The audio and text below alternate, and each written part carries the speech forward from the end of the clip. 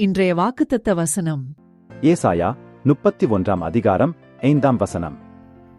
பறந்து காக்கிற பட்சிகளைப் போல சேனைகளின் கர்த்தர் எருசலேமின் மேல் ஆதரவாக இருப்பார்.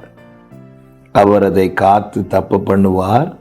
அவர் கடந்து வந்து அதை விடுவிப்பார். கர்த்தருடைய பரிசுத்த நாமத்திற்கு மகிமை உண்டாவதாக. அருமையான ஒரு தீர்க்க தரிசன வார்த்தை. தேவன் தம்முடைய ஜனத்தை ஆதரிக்கிறது, அதை காக்கிறதும் தப்ப பண்ணுவதும் விடுவிப்பதுமான காரியத்தை பறந்து காக்கிற பட்சிகளைப் போல என்று ஏசாயா தீர்க்கதரிசியை கொண்டு பரிசுத்த ஆவியானவர் அழகாய் எழுதியிருக்கிறார்.